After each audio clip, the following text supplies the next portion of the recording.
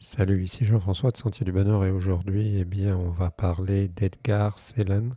Alors, je sais pas, Ceylan, ce monsieur, il est drôlement intéressant parce que nous passons notre temps à parler d'académisme et en fait, ce monsieur représente pour moi ce qu'il y a de plus, on va dire, sérieux en matière d'art, hein.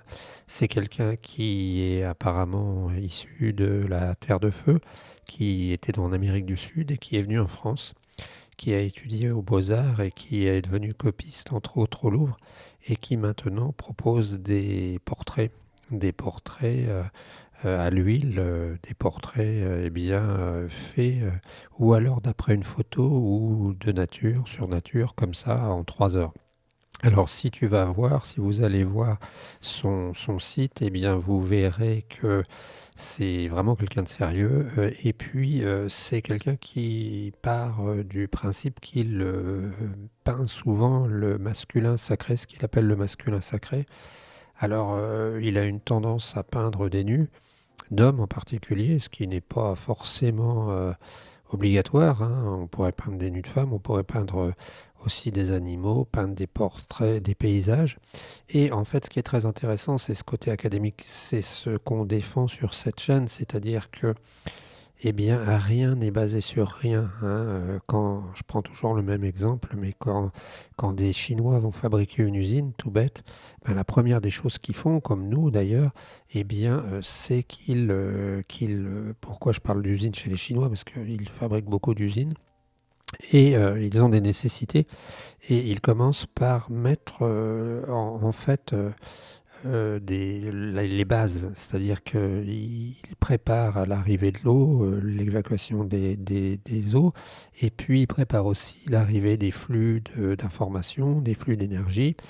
Et en fait, on ne peut pas faire n'importe quoi, hein. Il n'est pas question de monter, il ne viendrait pas à l'idée à un industriel de monter une usine sur un marécage, et il ne viendrait pas à l'idée de monter une usine pour un industriel sur un endroit qui serait pas praticable ou qui serait inondable.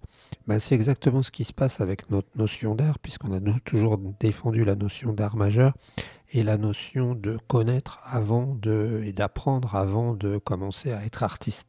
On a déjà expliqué cela et on a déjà expliqué que depuis quelques décennies, presque 2 siècles, on avait eu une sorte d'imposture qui s'était établie dans la mesure où, bien entendu, on avait plutôt avancé et mis la lumière sur l'ego du peintre, l'ego de l'artiste, alors qu'en fait, bien souvent, cet artiste, bien souvent, je dis bien, n'avait pas de capacité artistique. En fait, l'art est devenu un concept, l'art est devenu un moyen de faire du pognon pour certains.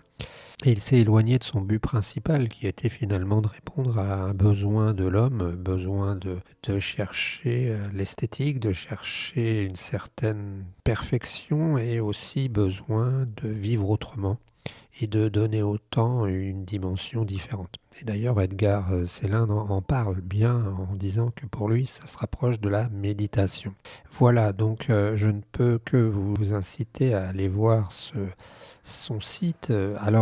Les questions qu'on peut se poser sont, voilà, quand on pratique l'excellence à son niveau, il a travaillé pour Arte, il a travaillé pour un film aussi, je crois, avec Juliette Binoche, il a créé toutes les peintures du film, et quand on pratique l'art à ce niveau-là, presque mystique, est-ce que l'argent a rentré là-dedans? Alors j'ai regardé qu'il donnait des cours sur Laval et sur Paris, hein, très intéressant.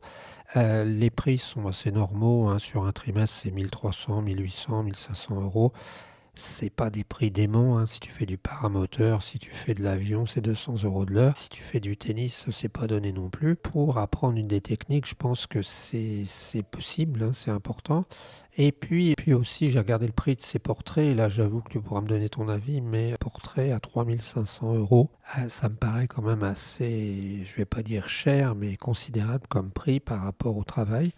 Bien sûr, c'est quelqu'un qui est capable de faire des choses que très peu de monde en France, voire dans le monde, est capable de faire. C'est quelqu'un qui est du calibre de peindre le président de la République sans complexe, comme ça se faisait avec des gens comme, je crois, Bonnat, des gens comme ça. sans qu'il soit pompeux, hein. Mais je me demande, c'est intéressant, c'est toujours une des questions, un des questionnements de l'art, à quel niveau mettons la barre financière. Alors peut-être qu'il le fait un peu comme dans certains livres. Je me rappelle d'Henri Vincenot qui parlait avec sa fille Claudine, malheureusement décédée depuis 1 an, qui lui disait j'ai commencé mon livre. Il avait commencé un livre, Les yeux en face des trous. Il avait dit il commence le livre par quelqu'un qui est en train de déféquer en plein air et d'y prendre du plaisir parce qu'il est tranquille dans la nature. Et elle lui a dit, Claudine, mais c'est fou, démarrer un livre comme ça n'a pas de sens.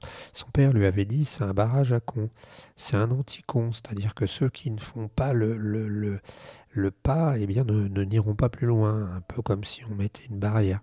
Ben là, peut-être que Edgar Cellin, plus qu'une démarche de gagner de l'argent, a voulu mettre la barrière haute pour ne pas être importuné par des gens qui viendraient lui demander un portrait à 50 euros.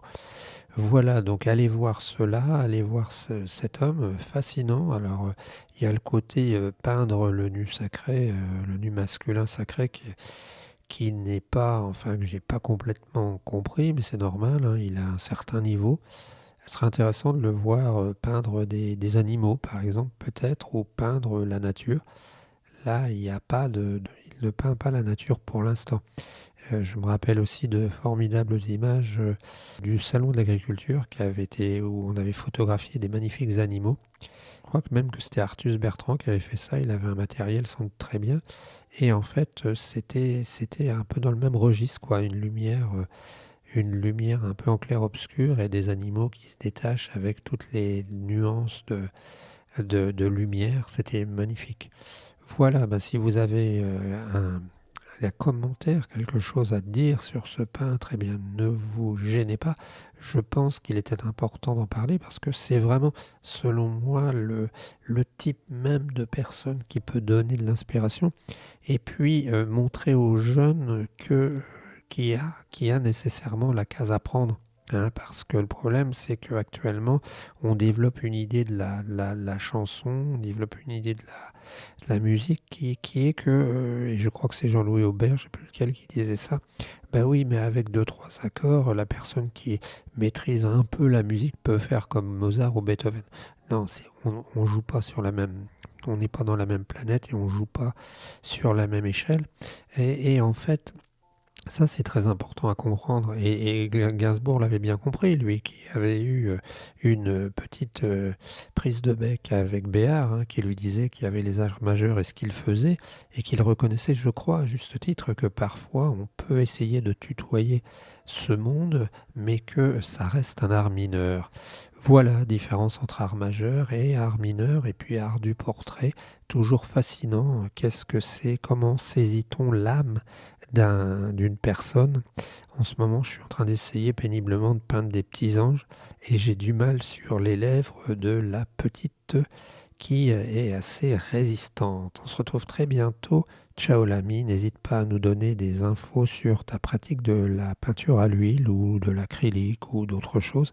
On se retrouve très bientôt. Ciao l'ami.